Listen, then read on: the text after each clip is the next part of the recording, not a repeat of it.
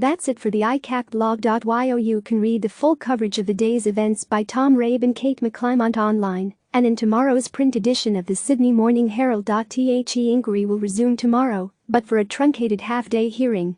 The Herald will, of course, be following the proceedings and will bring you all the news as it breaks. As always, thank you for reading. Dastyari has left the ICAC without a phone, but with a parting message for ICAC skeptics. If there was ever a case for a federal ICAC, it's certainly this, he said. The Labor Party can't and shouldn't be beyond reproach. He directed a second message towards the NSW branch of the party, saying enough is enough, and called for a ban private donations. Maybe it's time to have a serious look about a proper full statewide ban on private donations, because we've been through this rubbish enough. As someone who has seen the end of my own career as a result of it, I think it's something that is well overdue. Dastyari also kept some final words for his erstwhile friend, Kyla Murnane. As someone who I've cared about a lot over the years, I hope she's okay, he said. And with the media clamoring around him just the way he likes it, Dastyari strapped on his helmet, hopped onto a Lime bike, and rode off into the distance down Castlereagh Street. Dastyari may be without his phone tonight after counsel assisting Scott Robertson requested the phone be surrendered to download his WhatsApp records.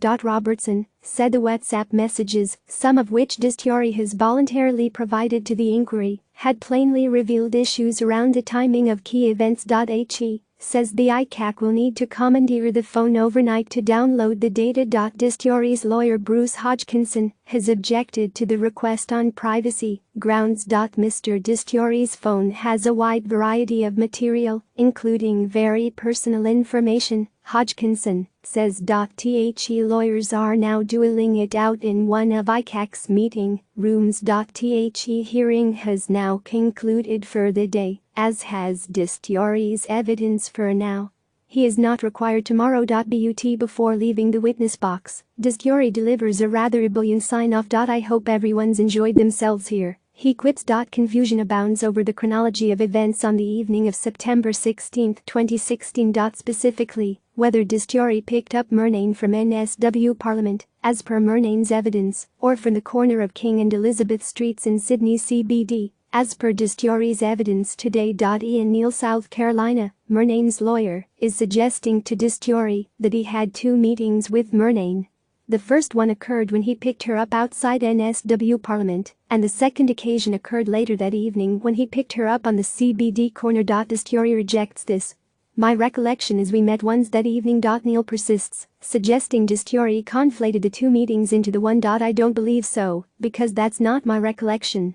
My recollection is having one meeting with Kyla Murnane on that night, Dastyari says. However, in his evidence on August 22, Dastyari refers to picking Murnane up from NSW Parliament. I picked her up from Parliament and drove her back to her office, and that's when she kind of expressed a whole lot of concerns about everything with the party, Dastyari told counsel assisting Scott Robertson on August 22. Dastyari told ICAC investigators last week he advised Murnane to cover your R's and make sure she told everything to the party's lawyer, Ian Robertson. The inquiry has been shown excerpts of Dastyari's compulsory testimony to counsel assisting Scott Robertson on August 22, before the public inquiry kicked off this week. Murnane's lawyer directs Dastyari to a section of the August 22 transcript where he discusses his response to Murnane's concerns regarding the donations and disclosures. Lunch is over and Dastyari is back in the box. He is being grilled by Murnane's lawyer, Ian Neal, South Carolina.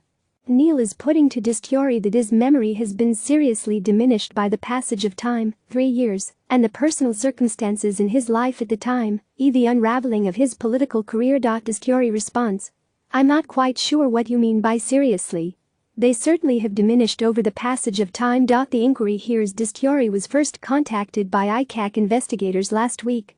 In a phone call, An investigator told him he was required to give compulsory evidence, which he did on August 22. Before the hearing resumes, it's worth recalling the broader context to Dastyari's fateful meeting with Murnane on the evening on September 16, 2016. At the time, Dastyari, then an NSW senator, was in a world of pain over his own links to Hwang. On 16 September 2016, a very distressed Kyla Murnane revealed to Sam Dastyari that she'd just been informed there could be a major problem over a $100,000 cash donation from Chinese billionaire Hwang Xiangmo. Dastyari had just endured the week from hell over his own connections to Hwang and another Chinese donor.